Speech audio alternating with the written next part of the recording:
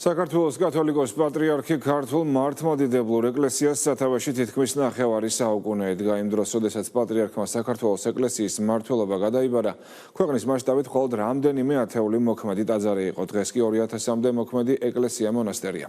ილია მეორის სახელს უკავშირდება ასეულობით ეკლესია-მონასტრის, მათ შორის თბილისის სამების, საკათედრო ტაძრის და რეგიონებში სტრატეგიული მნიშვნელობის ადგილებზე ეკლესიების აშენება. ილია მეორის ინტრონიზაცია 1977 წლის 25 დეკემბერს სვეტიცხოვლის საკათედრო ტაძარში გაიმართა. ანა აშორდია თემის დეტალებით.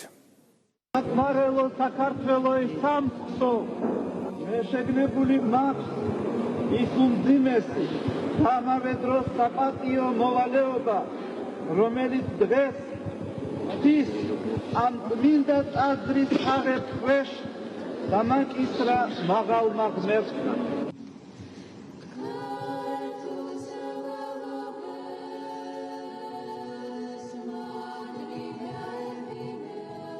საქართველოს უახლეს ისტორიაში ერთ-ერთ ყველაზე რთულ დროს ნაკისრი ურთულესი მისია და ილია მეორის როგორც ერის სულიერი წინამძღოლის გზა, რომელიც თითქმის ნახევარ საუკუნეს ითვლის. ყველაფერი წლების წინ ასე დაიწყო. სასულიერო სემინარიის მეორე კურსის სტუდენტი ბერად აღიკვეცა. მას ილია ეწოდა. სხვადასხვა პერიოდში მსახურობდა სიონის წმინდა სერგის ლავრასა და ბათუმის საკათედრო ტაძარში. 1963 წელს მცხეთის სასულიერო სემინარიას ჩაუდგა სათავეში, მალევე აკურთხეს ცხუმ აფხაზეთის ეპისკოპოსად. 1977 წელს სიონის საკათედრო ტაძარში საქართველოს მე-12 საეკლესიო კრება შეიკრიბა. 43 წლის ასაკში მიტროპოლიტ ილიას ირჩევენ სრულიად საქართველოს კათოლიკოს პატრიარქად. მას ილია მეორე ეწოდა. ილია მეორის აღსაყდრებიდან მალევე ქართულმა ეკლესიამ ავტოკეფალია დაიბრუნა. გაიზარდა ეპარქიების, სასულიერო პირების და მრევლის რაოდენობა. აღდგა ქართული საეკლესიო გალობა. პატრიარქი თავადაც არაერთი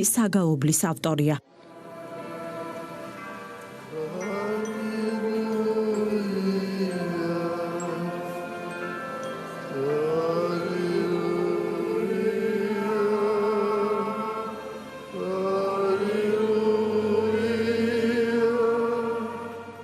წლის 19 იანვრიდან მისი ინიციატივით საყოველთაო ნათლობის ტრადიციას ჩაეყარა საფუძველი.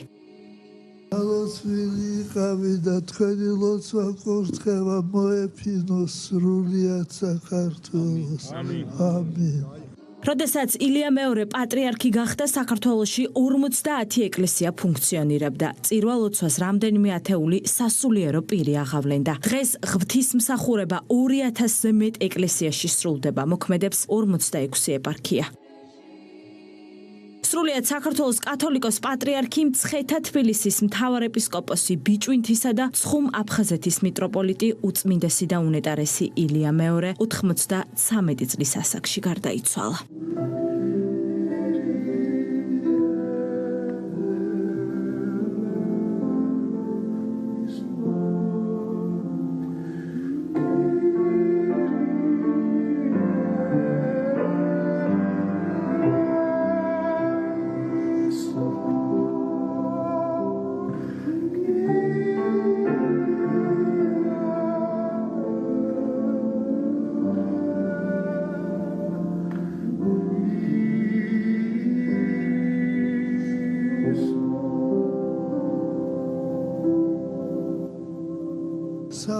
საქართველო მიყვარხარ, საქართველო მიყვარხარ, საქართველო მიყვარხარ.